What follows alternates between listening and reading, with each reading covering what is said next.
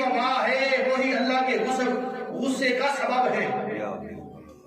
सूदखोरी अल्लाह के गुस्से का सबब है, जिनाकारी अल्लाह के गुस्से का सबब है, शराबखोरी अल्लाह के गुस्से का सबब है।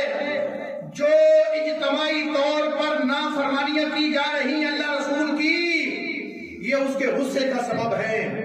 इनसे तौबा की जाए। बताओ आज तक किस मस्जिद से एड्स फैला है? बताओ कोई है ऐसी मस्जिद जहां से एड्स फैला?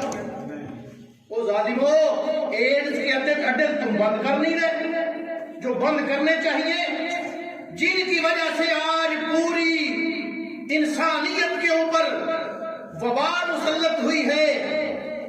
ये कैसे हमसे हट जाएगी?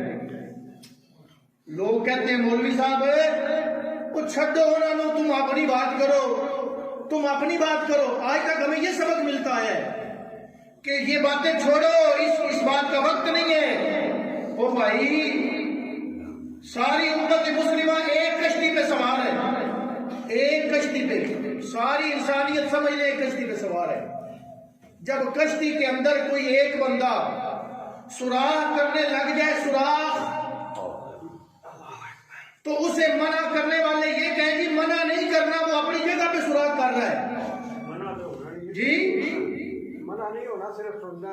मना नहीं करना, मना आज करने वाले को कहते हैं मना नहीं करना जी, वो अपनी जगह पे सुराख कर रहा है। वो सुराख करने वाला भी कहता है मैं अपनी जगह पे सुराख कर रहा हूं, तुम्हें क्या तकलीफ है जी? तुम्हें क्या तकलीफ है? ये कहा जाता है कि तुम्हें क्या मसला है, मैं अपनी जगह पे सुराख कर रहा हूं।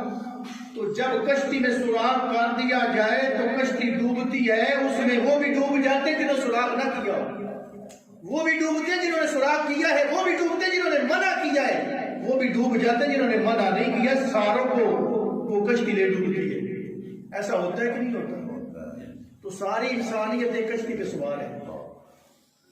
ओ भाई, आज अगर हम कुछ बचे हुए हैं तो रसूल रहमत के सदके से और उन लोगों से जो सुन्नत पे अमल करने वाले लोग हैं।